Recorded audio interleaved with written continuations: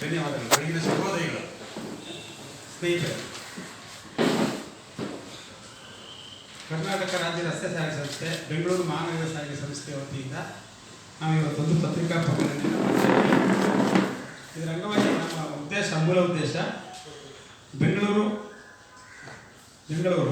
ಶ್ರೀಯುತ ಮುಖ್ಯಮಂತ್ರಿ ಶ್ರೀ ಸಿದ್ದರಾಮಯ್ಯನವರ ಸಚಿವ ಸಂಪುಟ ಸಭೆಯಲ್ಲಿ ರಾಜ್ಯ ಸರ್ಕಾರಿ ನೌಕರರಿಗೆ ಆಗಸ್ಟ್ 1ರಿಂದ 7ನೇ ವೇತನ ಆಯೋಗದ ಶಿಫಾರಸು ಜಾರಿಗೊಳಿಸಿದ ತೀರ್ಮಾನವನ್ನು BMTC ಮಜ್ದೂರ್ ಸಂಘ ರಿಜಿಸ್ಟರ್ಡ್ ಬೆಂಗಳೂರು ಹಾಗೂ ಕರ್ನಾಟಕ ರಸ್ತೆ ಸಾರಿಗೆ ಮಜ್ದೂರ್ ಸಂಘ ಒಕ್ಕೂಟ ಸ್ವಾಗತಿಸುತ್ತದೆ. ಸರ್ಕಾರಿ ನೌಕರರ ಬಹುದಿನಗಳ ಬೇಡಿಕೆ ಈಡೇರಿಸಿದ ರಾಜ್ಯ ಸರ್ಕಾರಕ್ಕೆ ಅಭಿನಂದನೆ ಸಲ್ಲಿಸುತ್ತದೆ. ಇದರಿಂದ ರಾಜ್ಯದ ಲಕ್ಷಾಂತರ ನೌಕರರ ವೇತನ 27.5% ಹೆಚ್ಚಾಗಲಿದೆ. ಸರ್ಕಾರದ ಮಹತ್ವಾಕಾಂಕ್ಷಿ ಯೋಜನೆಯಾದ ಶಕ್ತಿ ಯೋಜನೆಯನ್ನು ಪ್ರಾರಂಭದಿಂದಲೂ ಇಲ್ಲಿಯವರೆಗೆ ಹಗಲು ರಾತ್ರಿ ಮಳೆ ಚಳಿ ಹಬ್ಬ ಹರಿದಿನಗಳನ್ನು ಲೆಕ್ಕಿಸದೆ ಬದಿಗೊತ್ತಿ ಕರ್ತವ್ಯ ನಿರ್ವಹಿಸಿ ಈ ಕಾರ್ಯವನ್ನು ಯಶಸ್ವಿಗೊಳಿಸಿದ ಸಾರಿಗೆ ಕಾರ್ಮಿಕ ವರ್ಗದ ಬಗ್ಗೆ ರಾಜ್ಯ ಸರ್ಕಾರ ಕೂಡಲೇ ಗಮನ ಹರಿಸಬೇಕಿದೆ.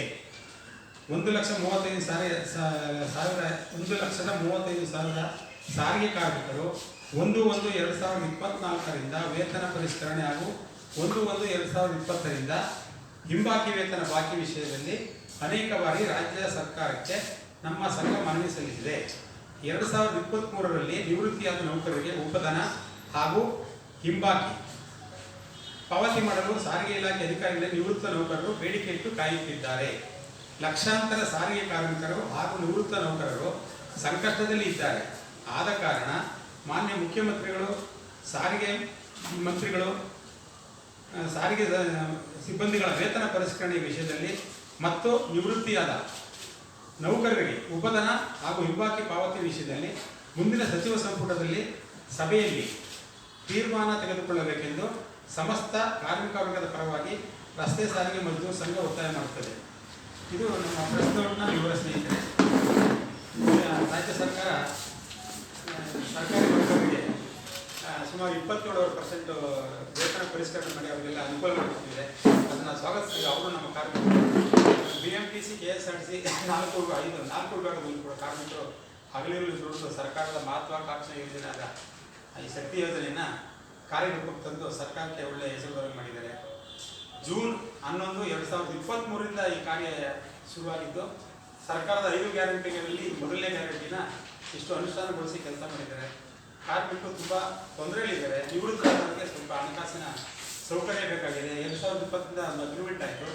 ಅದರ ಎಫೆಕ್ಟನ್ನು ಅವರು ಅನ್ವಯಿಸಿಲ್ಲ. ಅವರಿಗೆ ನಿವೃತ್ತರಿಗೆ ಅನ್ವಯಿಸಿಲ್ಲ. ಅದನ್ನು ಅವ್ರಿಗೆ ಅನ್ವಯಿಸಿ ಅವ್ರಿಗೂ ಸಹ ಹಣ ಕೊಡಬೇಕಾಗತ್ತೆ ಹಿಂಬಾಕಿಯನ್ನು. ಮತ್ತು ಪ್ರಸ್ತುತ ಕರ್ತವ್ಯದಲ್ಲಿರೋರಿಗೂ 38 ತಿಂಗಳದು ಹಿಂಬಾಕಿ ಕೊಡಬೇಕಾಗುತ್ತೆ. ಮತ್ತು ಈ ಪ್ರಸ್ತುತ 2024 ಜನವರಿಯಿಂದ ಕಾರ್ಮಿಕರಿಗೆ ಹೊಸ ವೇತನ ಪರಿಷ್ಕರಣೆ ಮಾಡಿ ಅವ್ರಿಗೆ ಸರ್ಕಾರ ಅನುವು ಮಾಡಿಕೊಟ್ರೆ ಎಲ್ಲ ಕಾರ್ಮಿಕ ವರ್ಗ ಅವ್ರಿಗೆ ಹೃದಯಪೂರ್ವಕ ಧನ್ಯವಾದ ತಿಳಿಸಕ್ಕೆ ಇಷ್ಟಪಡುತ್ತದೆ. ಅದನ್ನು ಮಾಡಲು ನಾವು ತಮ್ಮ ವರ್ಗದಲ್ಲಿ ಎಲ್ಲರೂ ಅವರಿಗೆ ಮನಮುಟ್ಟುವಂತೆ ಸಂದೇಶ ತಿಳಿಸಿ ಈ ಕಾರ್ಯ ಯಶಸ್ವಿಗೊಳಿಸಲು ನಿಮ್ಮನ್ನು ಮನವಿ ಮಾಡ್ತೀವಿ. ಸಂಸ್ಥೆಗೆ ಸುಮಾರು ಸಂಬಳಕ್ಕೆ ಒಂದು 100 ಕೋಟಿ ಬೇಕಾಗುತ್ತೆ. ಡೀಸೆಲ್ಗೆ 100-125 ಕೋಟಿ 100 ಕೋಟಿ ಎಷ್ಟು ಹಣ ಬೇಕಾಗುತ್ತೆ. ಮತ್ತು ನಿವೃತ್ತರಾದವರಿಗೆಲ್ಲ ಕೊಡೋಕ್ಕೆ ಸುಮಾರು ಸಾಕಷ್ಟು ಹಣಕಾಸು ಅವಶ್ಯಕತೆ ಇದೆ. ಈ ಕಡೆ ಗಮನ ಹರಿಸಿ ಸರ್ಕಾರ ನಮ್ಮ ಬೇಡಿಕೆಯನ್ನು ಈಡೇರಿಸಿಕೊಡ್ಬೇಕು ಅಂತೇಳಿ ನಾವು ಈ ಮಾಧ್ಯಮ ಮೂಲಕ ಸರ್ಕಾರಕ್ಕೆ ಮನವಿ ಮಾಡ್ತೀವಿ.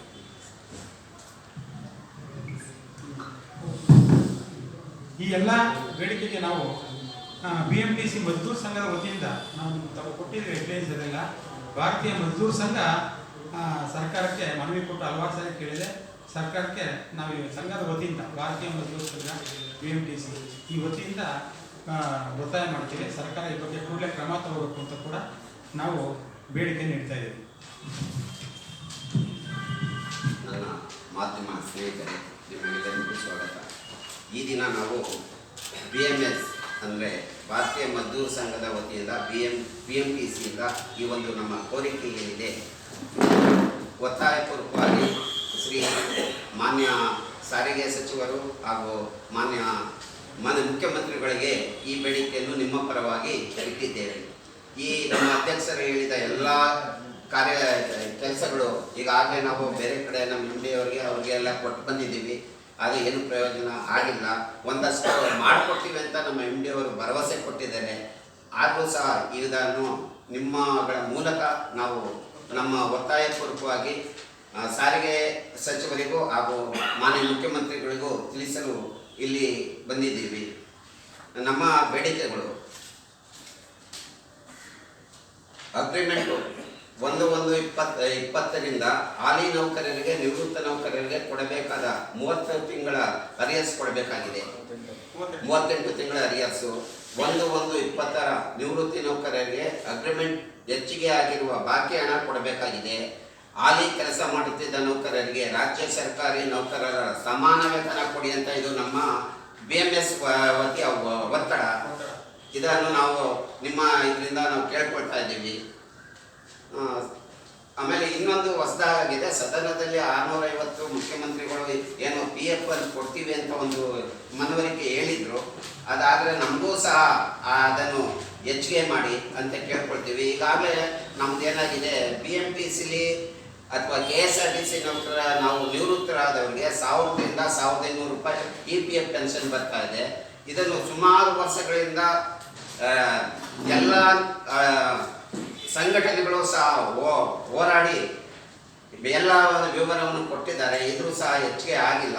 ಇದನ್ನು ಮಾನ್ಯ ಮುಖ್ಯಮಂತ್ರಿಗಳು ಪರಿಶೀಲಿಸಿ ನಮಗೂ ಸಹ 7,000 ಈ PF ಅನ್ನು ಹೆಚ್ಚಿಗೆ ಮಾಡಿಕೊಡ್ಬೇಕಾಗಿ, ಅವರಲ್ಲಿ ಪೆನ್ಷನ್ ಮಾಡಿಕೊಡ್ಬೇಕಾಗಿ ಅವರಲ್ಲಿ ಮನವಿ ಮಾಡಿಕೊಡ್ತೀವಿ.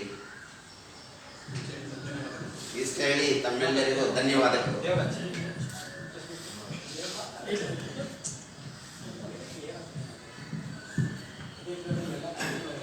ಸನ್ಮಾನ್ಯ ಪತ್ರಿಕಾ ಮಾಧ್ಯಮ ಸ್ನೇಹಿತರಿಗೆ ನಮಸ್ಕಾರ.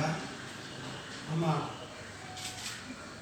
ಅಧ್ಯಕ್ಷರಾದಂಥ ಕೆ ಬಾಲಯ್ಯವರು ಸಾರಿಗೆ ಸಂಸ್ಥೆ ನೌಕರರಿಗೆ, ನಿವೃತ್ತರಿಗೆ ಮತ್ತು ಹಾಲಿಯವರಿಗೆ ಏನೇನು ಬರಬೇಕಾಗಿತ್ತು, ಏನೇನು ಹಣಕಾಸಿನ ಒಂದು ಮೂಲ ಅದನ್ನು ವಿವರವಾಗಿ ತಮಗೆ ಹೇಳಿದ್ದಾರೆ. ಸೊ ನಾವು ಈ ಪತ್ರಿಕೆ ಮಾಧ್ಯಮ ಗೋಷ್ಠಿ ಮೂಲಕ ನಾವು ಎಲ್ಲರಿಗೂ ಒತ್ತಾಯ ಮಾಡೋದು ಏನಂದರೆ, ಸರ್ಕಾರಕ್ಕೆ ಈ ವಿಚಾರ ತಲುಪಿ ನಮಗೇನು ಬರಬೇಕು 1/1/2020ರಿಂದ ನಿವೃತ್ತ ನೌಕರರಿಗೆ ಮತ್ತು ಹಾಲಿ ನೌಕರರಿಗೆ 38 ತಿಂಗಳ ಹಿಂಬಾಕಿ ಮತ್ತು ನಿವೃತ್ತ ನೌಕರರಿಗೆ ಗ್ರ್ಯಾಚುಟಿ ಮತ್ತು ಎನ್ಕ್ಯಾಶ್ಮೆಂಟ್ನ ಡಿಫ್ರೆನ್ಸು ಮತ್ತು 1/1/2024ರಿಂದ ಹೊಸ ಅಗ್ರಿಮೆಂಟ್ 4 ವರ್ಷಕ್ಕೊಂದ್ಸರಿ ಏನೊಂದು ಅಗ್ರಿಮೆಂಟ್ ಆಗುತ್ತೆ, ಆ ಅಗ್ರಿಮೆಂಟ್ ಪ್ರಕಾರ ಅಲ್ಲಿ ನೌಕರರಿಗೆ ಈಗ ಅದು ತಲುಪಬೇಕಾಗಿದೆ ತಕ್ಷಣಕ್ಕೆ. ಯಾಕೆಂದರೆ ಸರ್ಕಾರಿ ನೌಕರರಿಗೆ ಈಗ ವೇತನದ ಒಂದು ಎಚ್ಚರಿಕೆಯಿಂದಾಗಿ ಸಾರಿಗೆ ನೌಕರರಿಗೆ ಸ್ವಲ್ಪ ಹಿಂತೆಡೆಯಾಗಿದೆ. ಆದ್ದರಿಂದ ಆ ತಕ್ಷಣದಲ್ಲಿ 1/1/2024ರಿಂದ ಒಂದು ಏನು ಪರಿಷ್ಕರಣೆ, ವೇತನ ಪರಿಷ್ಕರಣೆ ಆಗಬೇಕು, ಅದಾಗಬೇಕು ಅಂತ ನಿಮ್ಮ ಈ ಪತ್ರಿಕಾಗೋಷ್ಠಿ ಮೂಲಕ ನಾನು ಒತ್ತಾಯ